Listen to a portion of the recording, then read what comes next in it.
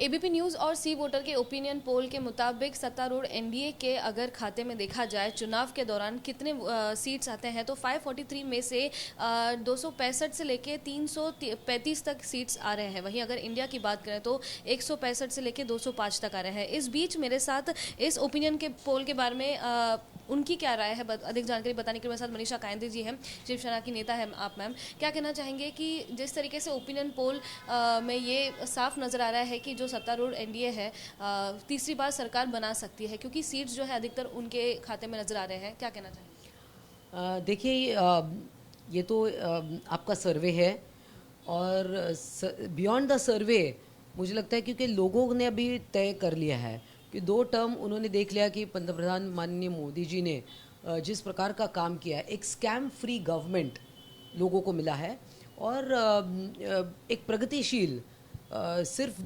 देश में ही नहीं मगर मोदी जी को मानने वाले विदेश में जो हमारे लोग रहते हैं वो भी इम्प्रेस है कि भारत अब एक वर्ल्ड मैप पे हमें दिखाई दे रहा है और एक ऐसा नेता जो अपने देश को आगे लेके जा रहा है।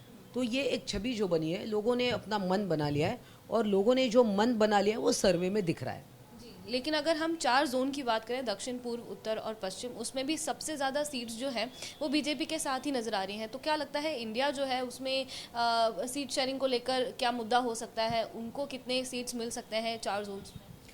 देखिए, मैं नहीं कहती कि उनके कोई पॉकेट्स ही नहीं है इंडिया आघाड़ी के, तो उनके भी कुछ पॉकेट्स होंगे वहाँ से, मगर हमारा ये प्रयास होगा कि ज़्यादा से ज़्यादा सीट, जिस प्रकार माननीय अमित शाह जी कह रहे हैं कि 350 का टारगेट उन्होंने बनाया है एनडीए ने, तो निश्चित है। और कुछ एरियाज़ है अब, मगर देखिए अभी जो हम 4 राज्यों के चुनाव हुए उसमें एनडीए को अच्छी जीत हासिल हुई, बीजेपी को, तो यही रिपीट होगा।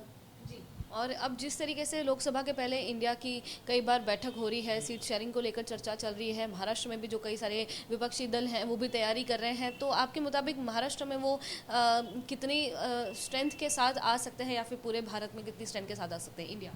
देखिए, ये इंडिया आघाड़ी का जो है उनकी प्रॉब्लम क्या है कि इनकी ये वैचारिक मतभिन्नता है। ये सिर्फ सीट शेयरिंग की बातें कर रहे हैं मगर उनका एजेंडा क्या है? उनके पास एक ही एजेंडा है, मोदी जी को हटाओ, बीजेपी को हटाओ। This is a very negative thinking. People want to know कि हमारे लिए आप क्या करोगे, उनके लिए कॉमन मिनिमम प्रोग्राम क्या है, देश के लिए आप क्या करोगे, ये उनके पास कोई बातचीत ही नहीं है।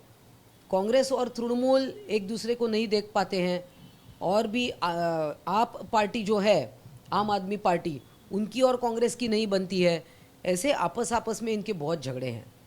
अब उद्धव ठाकरे का एक गठ है जो पूरी तरह अभी एक क्या बोलते डिप्रेशन में है।